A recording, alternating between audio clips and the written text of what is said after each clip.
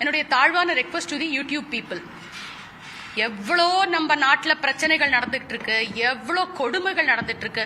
அங்க இங்கேயும் கேட்டாக்கா கேங் ரேப்பு, 8 வயசு சிறுமிக்கு பாலியல் தொந்தரவு, 5 வயசு சிறுமிகளுக்கு பாலியல் தொந்தரவுன்னு ஏகப்பட்ட காதுல கேட்க முடியாத விஷயங்கள்லாம் இந்த நாட்டில் நடந்துட்டு இருக்கு.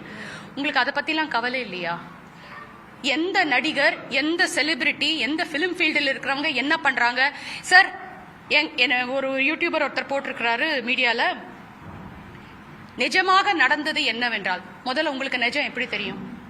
நான் இப்ப ஹாஸ்பிட்டல்ல இருந்து வந்து கன்சர்ன் பர்சன், இப்ப நான் உங்ககிட்ட டைரக்டா பேசுறேன். என் வாயிலிருந்து ஒரு விஷயம் வராம இதுதான் நடந்தது அதுதான் நடந்ததுன்னு எப்படி நீங்க எந்த பேசிஸ்ல உறுதிப்படுத்தி ஒரு நியூஸை வெளியிடுறீங்க?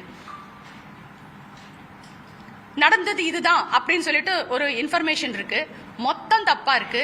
எத்தனை பேருக்கு இந்த மாதிரி முன்னுக்கு வந்து பேசுறதுக்கு முதல்ல முடியும்னு நினைக்கிறீங்க? ஏன் வந்து என் கல்யாணத்துக்கு யாரா வந்தாங்களா? என் டிவோர்ஸுக்கு யாரா வந்தாங்களா? நான் புள்ள பெக்கும் போது யாரா வந்தாங்களா? நான் வாழ்ந்துட்டு இருக்கும் போது யாரா வந்தாங்களா? நான் என்னென்ன பாட்டு பாடி இருக்கேன், இது நான் என்னோட ப்ரொஃபஷன் மெயினா என்ன, நான் என்ன பண்றேன் லைஃப்லன்னே எதுவுமே தெரியாத பீப்புளுக்கு 4 செவத்துக்குள்ள ஒரு வீட்டுக்குள்ள 4 செவத்துக்குள்ள ஒரு பெட்ரூம்குள்ள எனக்கும் என் கணவருக்கும் நடக்கிற நல்லது கெட்டது எப்படி, எந்த உறுதியில நீங்க வந்துட்டு இதுதான் நடந்துச்சுன்னு சொல்லி எப்படி பேசுறீங்க? என்ன மாத்திரம் இல்ல, இந்த மாதிரி பல பெண்களை, அதுவும் பெண்களா இருந்தா செலிபிரிட்டின்னு பேசுறதுக்கே உங்களுக்கு பயங்கரமா பேச்சு வருது ஒவ்வொருத்தரை பத்தியும். இதுலயும் பெண்ணு அப்படின்னு வந்துச்சுன்னா இன்னும் இன்னும் இன்னும் மட்டமா மட்டமா மட்டமா வந்துட்டு ஒரு பெண்ணை வந்துட்டு காமிக்கிறீங்க. Greens traditional face wash use பண்ணு, இது நமக்கு தரும் பிரைட் அண்ட் க்ளோயிங் ஸ்கின் நேச்சுரலா. Greens traditional face wash.